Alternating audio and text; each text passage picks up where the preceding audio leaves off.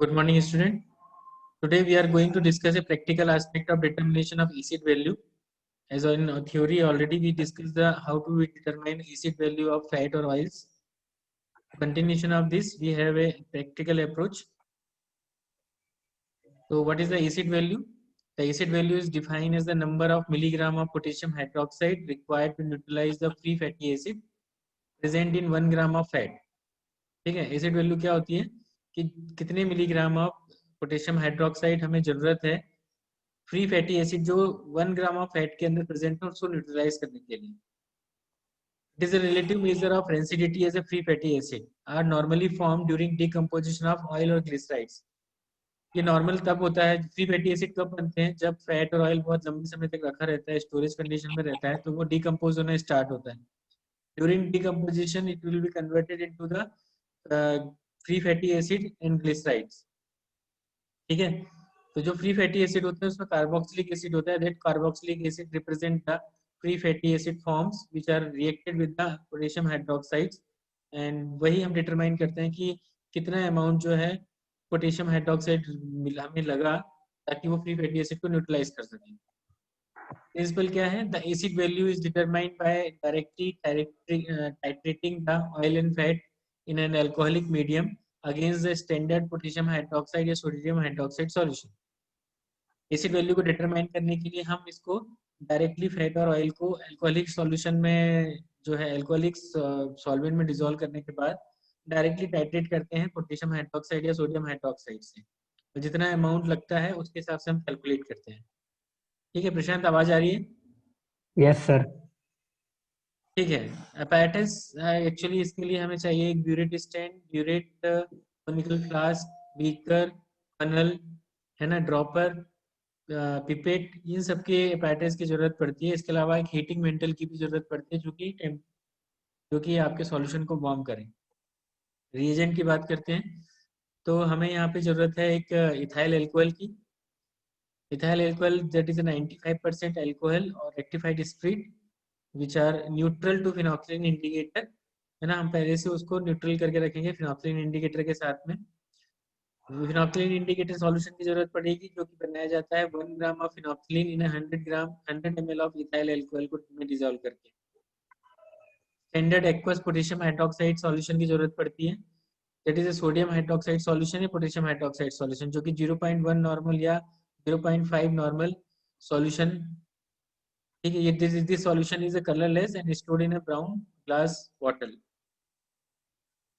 Now procedure simple procedure है. आपको एक वेट अमाउंट यानी कि 5 से 10 ग्राम जो है वो कूल्ड ऑयल सैंपल लेना है. उसको 250 ml कोनिकल फ्लास्क में ट्रांसफर करना है. उसमें 50 ml से लेकर 100 ml freshly neutralised hot ethyl alcohol solution add करना है. यदि हॉट नहीं यूज कर रहे हैं तो आप उसको जाके मेल्टिंग करने के लिए हॉट प्लेट के ऊपर रख देंगे. Then we add 1 ml of phenolphthalein indicator solution. Boil the mixture for about 5 minutes and then titrate against the alkali solution that are potassium hydroxide solution के साथ में हम डायरेक्टली टाइट्रेट करेंगे.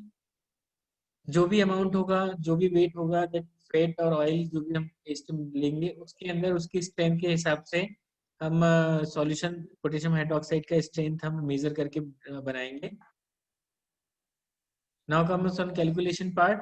The acid value can be determined by the 56.1 multiplied by V n divided by W. यहाँ पे V जो है that is a volume in ml of standard potassium hydroxide solution जो कि टाइट्रेट की तरह यूज करेंगे हम. n उसकी नॉर्मलिटी होगी. 0.1 नॉर्मल यूज कर रहे हैं, 0.5 नॉर्मल यूज कर रहे हैं, तो जिस भी नॉर्मलिटी का सॉल्यूशन होगा हम उस नॉर्मलिटी का सॉल्यूशन यूज करेंगे, उसकी क्वांटिटी लिखेंगे. And then weight of the sample, weight of gram in sample. तो इसी तरीके से हम कैलकुलेट करेंगे. नाउ कम्स किस तरीके से प्रैक्टिकल हम परफॉर्म करेंगे, इसके लिए एक वीडियो है. आपको सबको समझ में आया Prashant? Yes sir. Yes sir. क्या होता है प्रशांत, एसिड वैल्यू को कैसे डिफाइन करेंगे हम?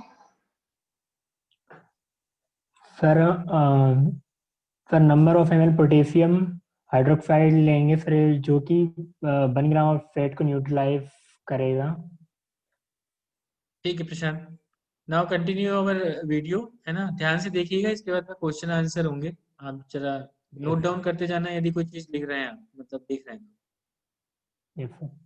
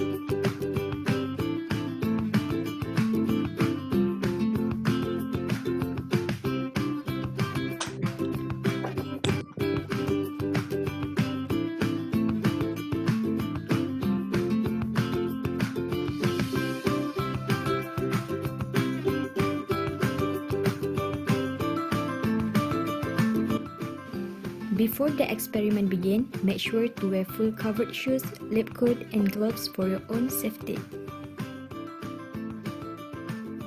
First, we need to weigh about 10 grams of all butter using analytical balance.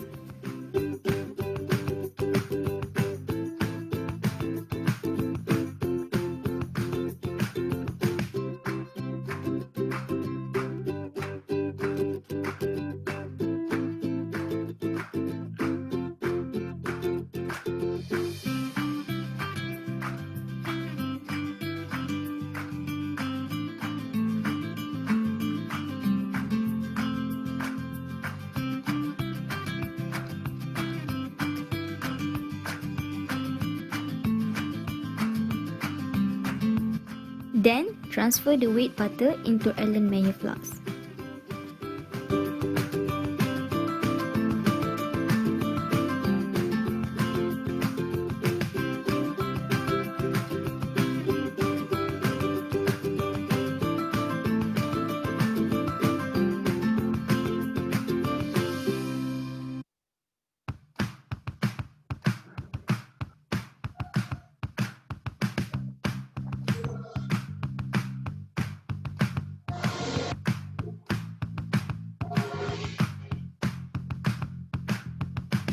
Measure accurately 50 ml of neutral alcohol using measuring cylinder.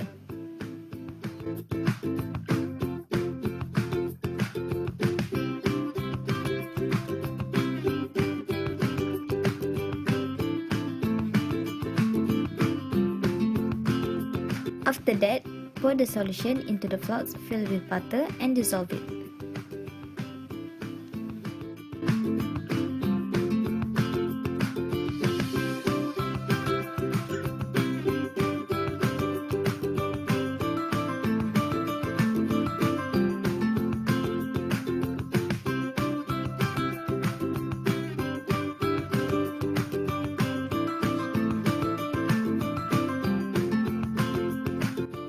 Hold the flask using tongue to boil the mixture in hot water.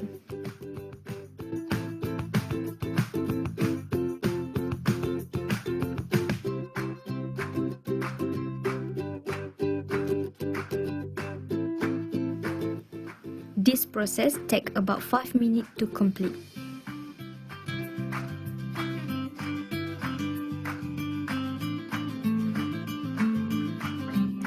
During this period, hydrolysis occurs in the mixture.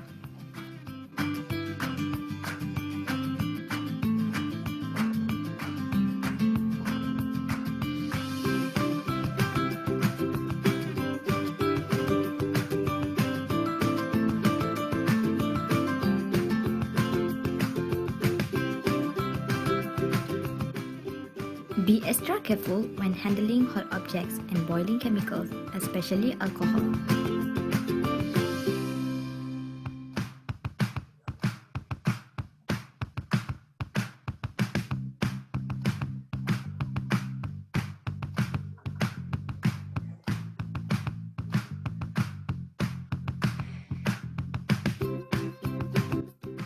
At the same time, fill the burette with 0.1 normality of alcoholic potassium hydroxide until the calibration mark.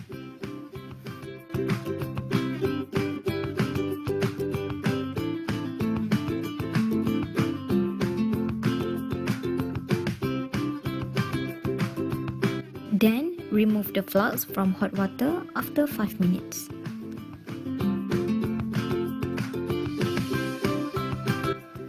Add 1 ml of phenolphthalein as indicator. Set up the apparatus for titration.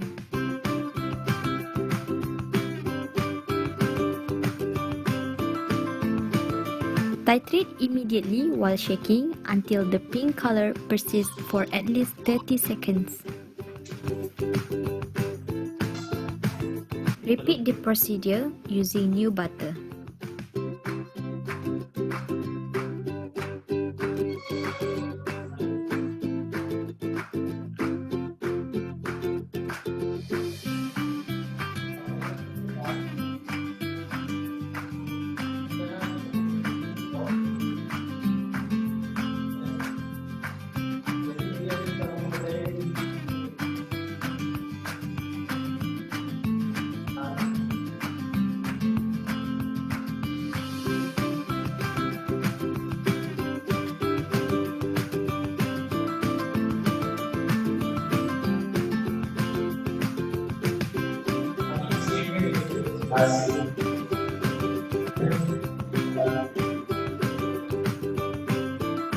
आपका number दे दीजिएगा।